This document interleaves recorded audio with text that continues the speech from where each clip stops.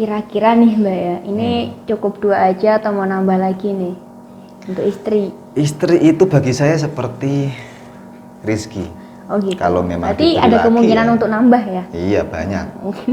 Dan kemungkinan enggak ya juga banyak. Gitu. Iya, namanya juga rezeki.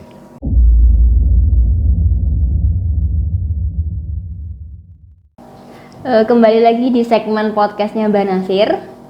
Kali ini kita agak berbeda tampilannya karena biasanya saya membacakan beberapa list pertanyaan dari klien, tapi kita akan mengulik langsung tentang kehidupannya Mbak Nasir yang sebenarnya, gitu ya. Gak apa-apa ya Mbak ya? Kalau saya tanya-tanya tentang kehidupan pribadinya Mbak Nasir? Gak apa-apa, silakan tanyakan semua. Oke. Karena ini kayaknya bagus karena apa ya, banyak klien yang penasaran gitu. Ini Mbak Nasir kok nggak pernah meng-up semua kehidupannya gitu. Katanya penasaran juga. Jadi harus nih? Ya nggak apa-apa. Go public juga nggak apa-apa ini. Oh gitu. Enggak sih, saya nggak suka yang seperti itu. Oh gitu. Oke. Saya tetap menjaga hal itu semua. Ya karena alasan tertentu sih. Oke, siap. Kalau apa tadi pertanyaannya? Belum Mbak, belum. Oh belum, silakan tanya, tak tunggu. Jadi pertanyaan ini sebenarnya Mbak Nasir itu sudah punya istri apa belum? Karena kan mengurus persoalan rumah tangga orang kayaknya perlu menguatkan lagi kalau Mbak Nasir menegaskan, ya saya sudah punya istri, mungkin lebih dari 1 atau apa gitu kan? Oh iya, gitu. Ya sih banyak juga yang bilang seperti itu. Termasuk kenapa saya dibilang Mbah atau dipanggil dengan Mbah gitu. Sama sih. Ya sangat sering hal-hal yang semacam itu tuh masuk ke chat saya, terus kemudian di komentar salah satu channel saya di YouTube itu juga seperti itu. Kalau untuk panggilan, ini saya bahas masalah panggilan nih. Berangkat dari lingkungan keluarga saya sendiri juga. Keluarga saya pribadi banyak anak-anak muda, termasuk bahkan ponakan, aku nggak tahu kenapa itu manggil saya itu Mbah. Nah, jadi sudah biasa. Bahkan kalau saking biasanya, kalau orang tua saya itu memanggilkan keponakan itu biar keponakan itu nggak bingung, itu tetap manggil saya itu Mbah. Itu loh Mbah. Ya kan lucu sebenarnya, cuman kan sudah biasa dan karena memang supaya keponakan itu tidak bingung begitu. Jangan-jangan sampai seperti itu. Iya, sampai seperti itu. Jangan-jangan istrinya Mbak Nasir juga manggil Mbah ya? Enggak ya, ya masa istri manggil Mbah kan juga aneh juga. Buyut. Boleh. Jadi tadi belum dijawab Mbah pertanyaan saya, apakah Mbak Nasir ini sudah punya istri apa belum? Sudah, saya sudah punya istri. Ya, ini perlu diketahui. 2 malah. Oh 2. Mbak Nasir maksudnya? Apakah 2 istri ini hidup dalam satu rumah atau berbeda? Oh berbeda, enggak satu rumah. Saya bedakan karena ya supaya terlihat adil. Jadi terlihat adil itu proporsional. Jadi misal yang satu nih kan karena beda umur, tetap cara mengaturnya. Terus bahasa sayang, bahasa macam-macam itu kan beda-beda. Gitu. Jadi ya biar proporsional ya harus di waktu dan dengan sikap, dengan pola pikir yang beda. Jadi harus proporsional, harus adil. Ya menurut saya adil seperti itu. Tidak harus terus kemudian di dalam satu rumah terus semuanya harus sama, itu enggak. Kemudian ini masalah Mbak Nasir sudah berapa lama sih bergelut di bidang ilmu praktisi pengasihan? Jadi begini, ada memang salah satu wasiat dari salah satu buyut saya. Nah, wasiatnya adalah untuk mendalami dan juga ketika kamu sudah paham supaya kamu bisa berguna atau bermanfaat bagi lingkunganmu dan juga banyak orang begitu. Jadi ya mulai dari situ saya bertekad untuk benar-benar bisa dan pingin berguna saja bagi banyak orang dengan keahlian saya dan yang saya tahu dalam dunia ini gitu. Jadi emang ini ya wasiat dari orang tua, dari siapa tadi, buyutnya tadi ya. Ya itu salah satunya. Ini apakah dari keluarga Mbak Nasir sendiri rata-rata mempunyai wasiat seperti itu atau dikhususkan untuk Mbak Nasir sendiri? Enggak, itu yang saya tahu itu kalau dari Mbah itu baru saya, terus kemudian bapak lek saya.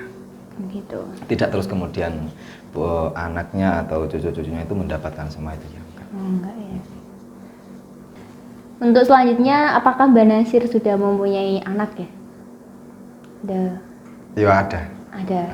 Apakah nantinya anaknya ini bakal diwasiatkan ilmunya Mbak Nasir atau mungkin karena ini kan berat ya, menurut saya ini adalah ilmu yang berat juga, atau tetap memberikan itu kepada anaknya atau seperti apa? Ya kita lihat dulu. Kalau pinginnya sih iya tetap pinginnya itu ya punya keturunan, punya silsilah yang mana memang ada basic dalam dirinya itu pingin berguna atau bermanfaat bagi banyak orang. Pinginnya seperti itu. Tapi ya tetap lihat dulu nanti bagaimana anaknya. Apakah benar-benar anak saya nanti itu ya kuat atau mau atau pingin atau ya saya lihat dulu nanti. Kalau dari anak sendiri itu ya nggak masalah ya, maksudnya lingkungannya kalau mempunyai seorang bapak yang ahli di bidang pengasihan itu mereka nggak ada kendala ya, Mi? Masalah hal seperti itu tuh tergantung bagaimana orang tuanya memberikan informasi. Begitu. Kalau untuk kata dari orang-orang lain maksudnya atau tetangga atau banyak orang lain itu sudah ya terserah mereka. Yang penting dari keluarga menanamkan bahwasanya hal itu bisa berguna, bermanfaat dan ya tidak merugikan orang lain. Jadi ya memberikan kebebasan pada anak juga lah ya, nggak harus. Tetap saya berikan kebebasan, tidak terus kemudian harus kan. Kalau istri sendiri gimana Mbak? Maksudnya apakah berharap nanti anaknya seperti Mbak Nasir atau berdikari pada kehidupan yang lain mungkin? Enggak sih, enggak sampai ke punya kepinginan yang seperti itu enggak. Maksudnya yang seperti apa maksudnya? Yang harus menjadi seperti ayahnya dia enggak. Enggak ya? Enggak. Jadi istri juga memberikan kebebasan pada anak. Saya tekankan untuk tetap mendukung anak itu yang terbaik, maksudnya kepinginan anak.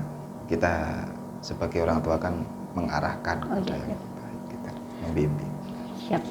Untuk istri ya, untuk istri ini kenapa alasannya Mbak Nasir kenapa istrinya maksudnya nggak ikut dalam ilmu pengasihan ini, maksudnya nggak go public gitu kan? Istri kan lebih berperan di belakang Mbak Nasir. Itu alasannya kenapa? Itu saya pribadi sih, maksud saya pingin benar-benar istri saya itu menjadi ibu rumah tangga yang ya seutuhnya maksimal, nggak terus kemudian tercampur oleh aktivitas-aktivitas lain.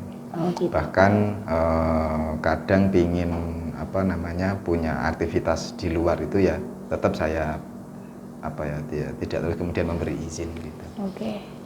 Kira-kira nih Mbak ya, ini cukup 2 aja atau mau nambah lagi nih untuk istri? Istri itu bagi saya seperti rezeki. Gitu. Kalau memang berarti ada kemungkinan untuk nambah ya? Iya banyak. Dan kemungkinan enggak ya juga banyak. Gitu. Iya, namanya juga rezeki. Kalau untuk kepinginan saya enggak ada terus kemudian kepinginan punya sampai berapa, enggak ada. Saya masih nggak mengerti Mbak, kenapa biasanya kan istilah rezeki itu buat anak, kan Mbak Nasir ini istri ya, istri adalah rezeki gitu kan? Betul. Ya itu kok bisa ini kenapa? Ya karena bukannya menambah pengeluaran banyak kalau istri banyak. Oh enggak seperti itu kalau saya. Oh enggak. Oke. Karena prinsip saya setiap orang ya individu per kepala lah kan, mempunyai rezeki masing-masing. Tidak tergantung terus kemudian dia itu hidup dengan siapa, nanti rezekinya itu dari orang itu yang enggak juga.